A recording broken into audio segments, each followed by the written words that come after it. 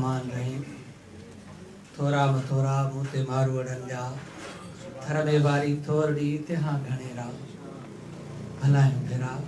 गणी गणी देस केतरा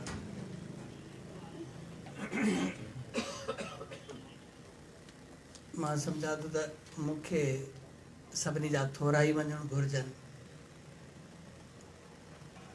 याकूब चांडी साहब जा सभिनी खां वधीक असांजे कॉलेज जो हिकिड़ो पंहिंजो माहौल आहे। याकूब साहब जा सिंधी वारा सभु मूं सां गॾु हूंदा आहिनि ऐं हींअर जंहिं टी रूम जी ॻाल्हि थी उहा याकूब साहब जे दोस्त असां खां लीज़ ते वरिती सीअ जे करे ऐं याकूब साहब असां सां हुन में गॾु बीहे पियो। टे उस्ताद सिंधी शुबे जा शफ़ीक अहमद शाहाणी, आगा रफ़ीक शाह, साईं मक़बूल शाह ऐं याकूब चांडियो साहब उन्हनि जो चेयरमैन। मूं सां गॾु इकनॉमिक्स जो साईं रियाज़ हुसैन सुमरो साहब तव्हां उन्हनि खे ॿुधो जेके बाबा जन सां गॾु बि रही चुका आहिनि। इतफ़ाक़ असांजो त इहो हो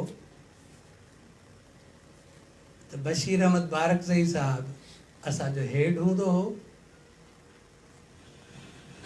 उहो बाबा जो साहब रहियो, उहो मुंहिंजो बि साहब रहियो ऐं रियाज़ सुमरो साहब उहो बाबा जो बि सबऑर्डिनेट रहियो ऐं मुंहिंजो बि सबऑर्डिनेट रहियो। साईं मोहम्मद इब्राहिम जुण जो साहब जाग्राफीअ सां उन्हनि जो तालुक़ु आहे ऐं उहे अख़बारुनि में लिखनि बि था जाग्राफीअ जे हवाले सां ऐं इहो सुठो मौज़ू आहे जंहिंजी ज़रूरत बि आहे। हुसैन इमाम कादरी साहब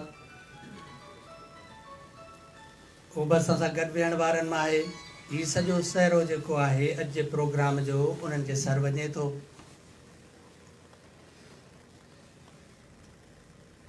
दरिया ख़ान वेठल आहे, उहो बि असां सां प्रोफेसर त कोन्हे पर असां हुनखे प्रोफेसर ई चवंदा आहियूं, असां सां सदाई उहो गॾु हूंदो आहे। थोरा गुलाम मुस्तफ़ा सोलंकीअ जा जंहिं ख़ूबसूरत किताब शाया करायो ऐं 2020 जो सिंधराणी पब्लिकेशन जो ई पहिरियों किताब आहे त गुलाम मुस्तफ़ा इन सिलसिले खे ईअं जारी इहो मयार क़ाइमु रखंदो। साईं नियाज़ पंवर साहब बेहद मसरूफ़ रहंदड़ माण्हू, उनजी वॾी महिरबानी आया। नसीर मिर्ज़ा साहब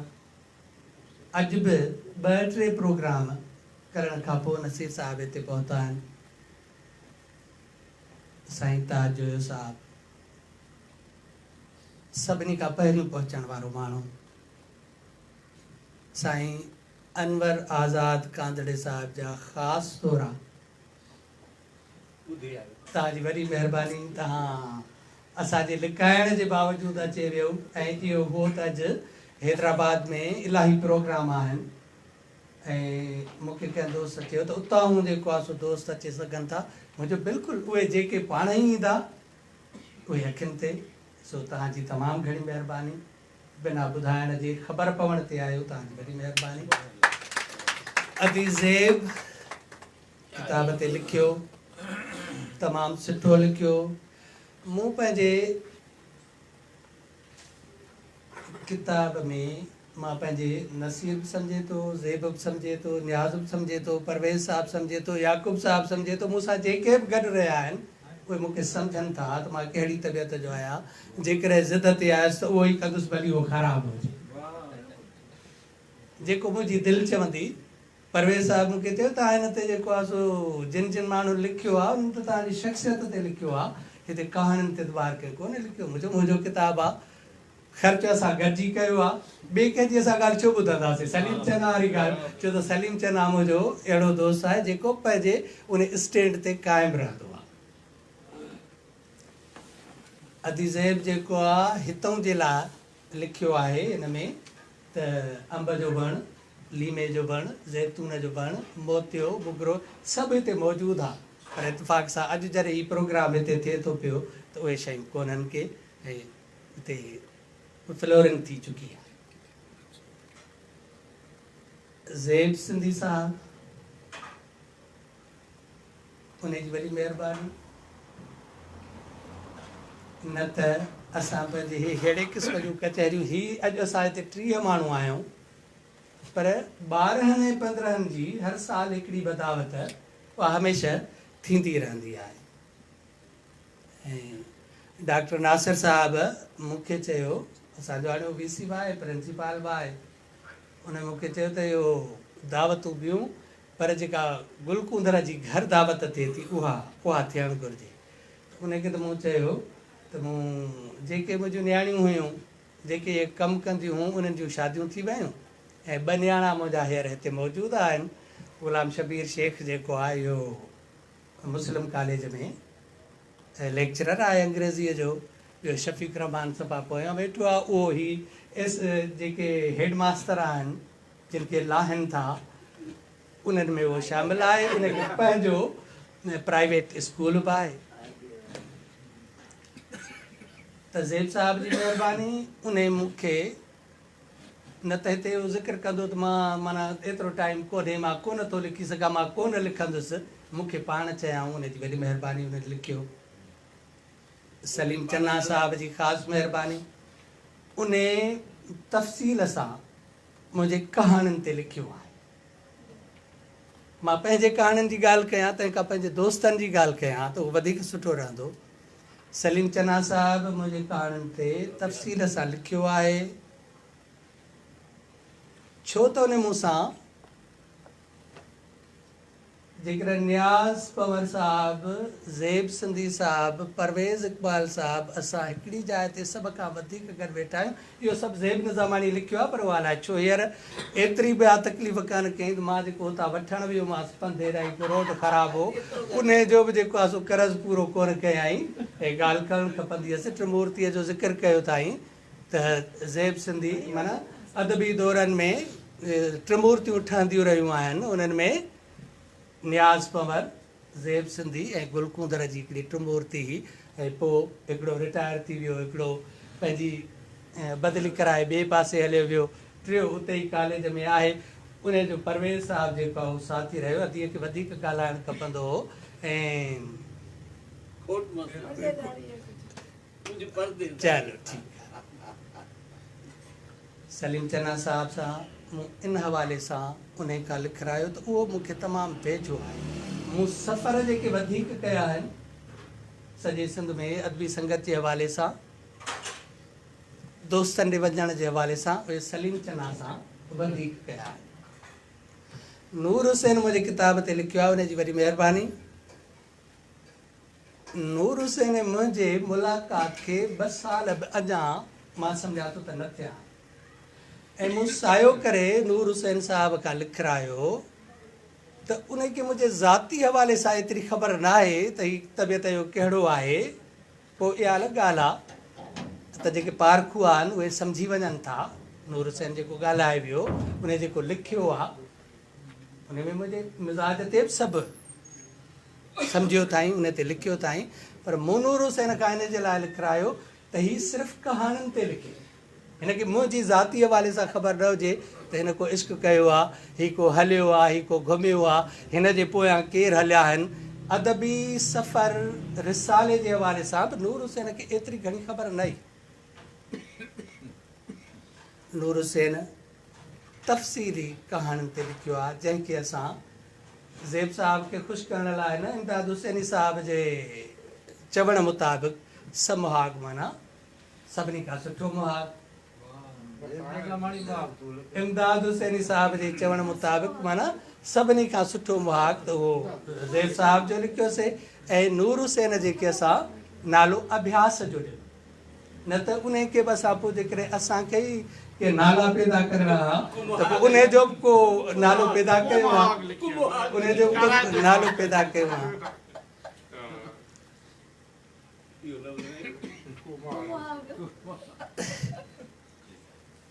दोस्तन ते वन बाय वन पारस समीर साहब जी मेहरबानी साईं भाई खान हालार साहब जी तमाम वॾी मेहरबानी ऐं उन त ही तकल्लुफ़ बि कयो हालांकि मूं हिते हार बि कोन रखिया या बि रवायत हूंदी आहे त सभिनी खे स्टेज वारनि खे हार पाराइजनि पर मूं उहा रिवायत कान रखी साईं जी वॾी मेहरबानी तव्हांजी वॾी मेहरबानी डॉक्टर परवेज़ इकबाल साहब न्याज़ ज़ेब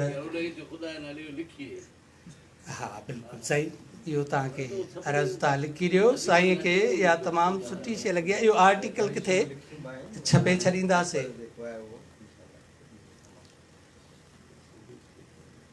अली इमरान समूह साहब मूंखे चयो त इहो तव्हां अजरकनि जो ज़िक्र न कजो जो पोइ वरी फलाणा माण्हू हीअं चवंदा पर हीअ अजरक जेके पाराया विया उहे अली इमरान समूह साहब जे तरफ़ां मूंखे झलियाई त फलाणा माण्हू चवंदा त हे हीअं थियो या हीअं थियो मुंहिंजो हाणे भली थियणु ॾियो पर जेको जंहिंजो कंट्रीब्यूशन आहे उहो उन्हनि खे मिलणु घुरिजे एहसान राहुजे जी मेहरबानी जो नसीर खे खणी आयो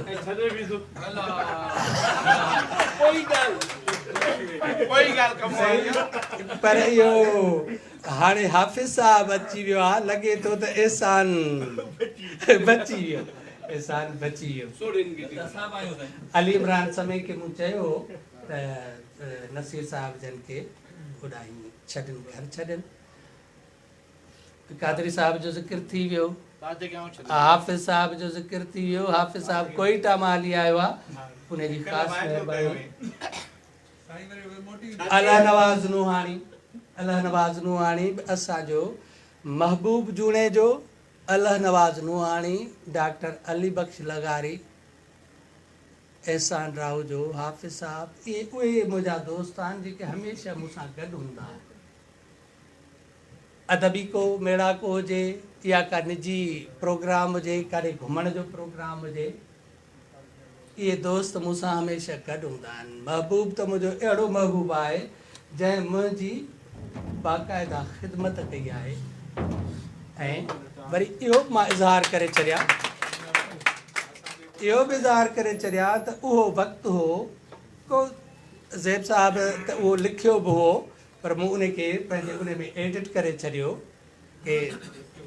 माण्हू कॾहिं भरीअ में आहे माण्हू कॾहिं न ज़ेब साहब मूंखे इजाज़त ॾिनी ज़ेब साहब मूंखे इजाज़त ॾिनी माण्हू कॾहिं भरीअ में आहे कॾहिं भाकुर में आहे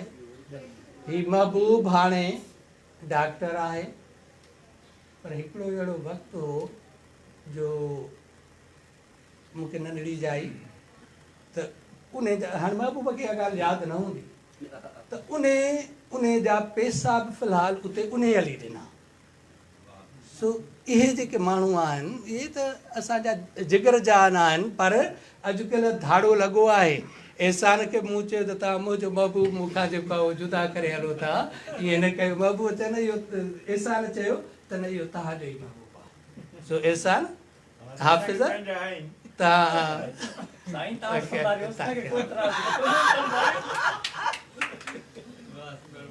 मौला बख्श मोहब्बतीअ जी वॾी महिरबानी जंहिं अदबी संगत खां थोरो मां ही जेके मामलात हुआ उन्हनि जे करे थोरो पासीरो पर मौला बख्श मोहब्बती जेको आहे सलीम जना त आहे एवरग्रीन पर मौला बख्श मोहब्बती जेको आहे मूंखे वरी हिन तरफ़ आंदो ऐं इहे जेके ॿ टे इलेक्शनूं थियूं पंहिंजे शाख जूं उन्हनि में जेको किरदारु पोइ मुंहिंजो बि रहियो मौला बख्श मोहब्बती महिरबानी रहियो केरु रियाज़ हुसैन सुमरे साहब जो ड्राइवर जेको आहे उनखे मां पारत करे थो छॾियां त रियाज़ साहब खे न छॾिजो रियाज़ साहब मोहब्बती माण्हू आहे पारस के विचारो दई जी पारस पारस साहब जो साईं जंहिंजो साईंदान मुंहिंजो ॻोठु आई आहे साईं जंहिंजो ज़िक्र थियो शायदि त हाणे ॿियो केरु कोन रहियो बाक़ी हाणे मां थी करे ॻाल्हि कयां मां अहिड़ो कहाणीकार आहियां या मां कंहिंखां मुतासिर आहियां या उनजी हाणे अहमियत कान्हे तव्हां सभिनी जी वॾी महिरबानी अलाह साईं तव्हां सभिनी खे ख़ुशाबाद महिरबानी महिरबानी साईं गुलकुंदर साहब तव्हां मुख़्तसिर ॻाल्हायो ऐं ॻाल्हाइणु घुरिजनि दोस्तनि ते घणो कुझु ॻाल्हाए सघिजे पियो पर जीअं मां इहा ॻाल्हि कंदुसि त जीअं गुलकुंदर पंहिंजो अदब रिसालो कढी हिकिड़ो बेशुमार शाइर पैदा कया तीअं असांजे इल्म अदब ऐं सहाफ़त में अहम नालो साईं नियाज़ पवर साहिब जो अचे थो जंहिं वरी पंहिंजे हिन सहाफ़त में बेशुमार सहाफ़ी पैदा कया ऐं असां बि साईं जा ई शागिर्द आहियूं साईं वटां ई सिखी निकितासीं ऐं मां इहो चवंदो जेको माण्हू कावश मां सिखी निकितो उहो पको सहाफ़ी आहे तो साईं जो इल्म अदब ऐं सहाफ़त में वॾो किरदारु आहे ऐं मां गुज़ारिश कंदुसि इंतिहाई एतिराम मां साईं नियाज़ पवर साहिब खे उहो अचनि जी सदा थी खिताब कनि